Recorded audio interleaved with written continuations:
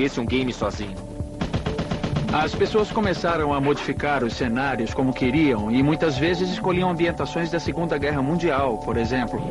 Aí as empresas de videogames seguiam as tendências, porque se havia uma quantidade de usuários tão grande modificando os produtos para um cenário da Segunda Guerra Mundial, essas modificações tinham que ser levadas em conta.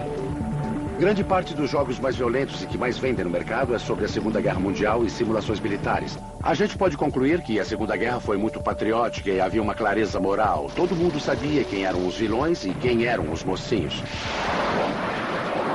Os fãs de games não vivenciaram a Segunda Guerra Mundial, mas era um conflito fácil de entender.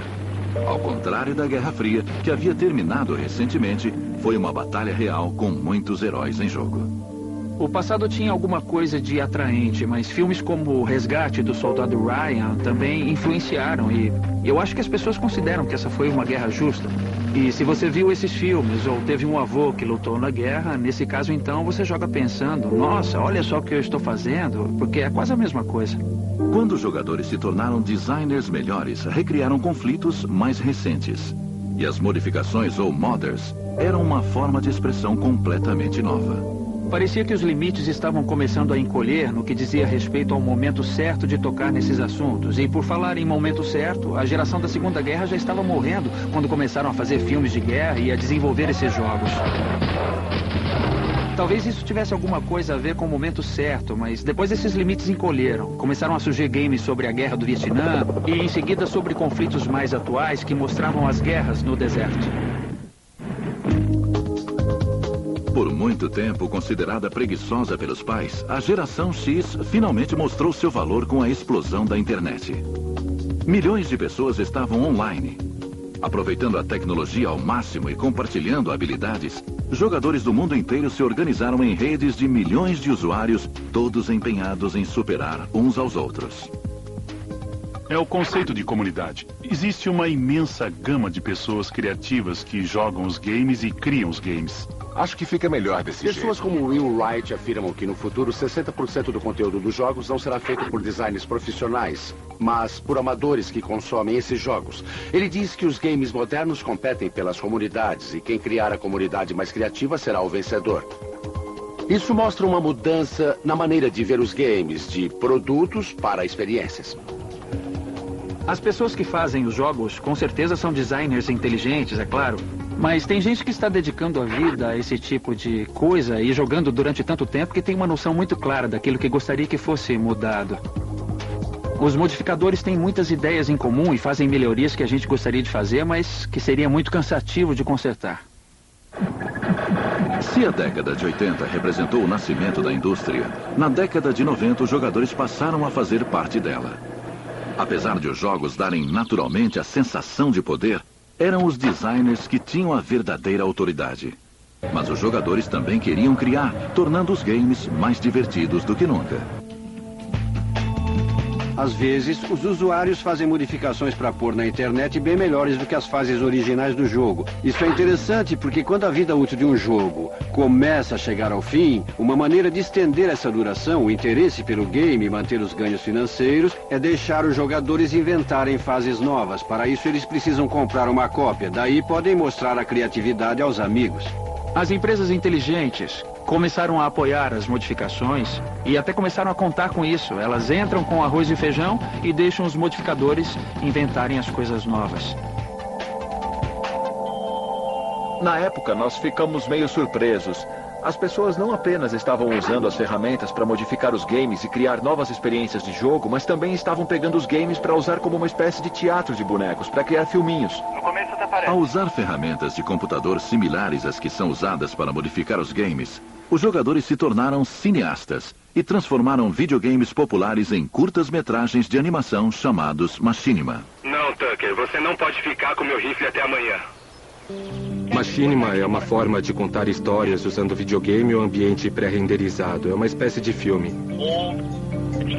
Então, em vez de pegar uma câmera para filmar uma ação de verdade, você pode usar um videogame que já tem modelos de personagens, ações, iluminação e tudo o que precisa para filmar uma história que quiser contar. O que a gente faz é pegar uma mídia divertida e interativa, como o videogame, e tirar a parte interativa e divertida só para construir uma narrativa. Isso começou com o Doom, no final dos anos 90, e depois com o Quake. Os criadores do Quake inventaram uma ferramenta que gravava o jogo. Servia para mostrar como terminar uma fase mais depressa, como matar os monstros. Então, o Machinima começou como uma forma de se exibir para outras pessoas, mostrando como você era bom no jogo. Parecia um pouco o recorde de pontuação, só que mais legal. Sem qualquer experiência em programação de computadores, Bernie Burns e seus amigos Gus Sorolla e Jeff Ramsey fizeram um pequeno filme a partir de um grande videogame, Taylor. Ei, eles pararam de atirar. Por que está sussurrando? Eu não sei. Vê se o microfone está funcionando. Burns e seus amigos fizeram o filme no conforto do quarto de hóspedes de sua casa em Austin, no Texas. Eu era um cineasta independente fracassado. Eu trabalhava com informática em Austin e queria dar um jeito de continuar escrevendo e produzindo com regularidade para não perder a prática e exercitar essas habilidades. Mas como eu não conhecia ninguém talentoso, só conhecia o Gus e o Jeff, eu pensei, o que será que eu posso escrever e produzir para esses dois idiotas? Aí eu lembrei, bom, todos nós jogamos videogame, provavelmente dá para usar o videogame para animar algumas histórias e montar umas piadinhas. Não acredito que ele sobreviveu. Transformar os soldados do jogo Halo em astros do cinema foi fácil. E aí, como A minha ficou muito Ficou boa. bom. E eu posso filtrar a voz dele com um processo ultra secreto. Assim parece que ele está falando de dentro de um capacete. Não acredito que ele sobreviveu. Não acredito que ele sobreviveu. Viu? Essa é a magia do cinema. Porém, atender a demanda do público foi difícil. Na primeira semana a gente teve provavelmente uns 1.000 acessos por dia, talvez 2.000.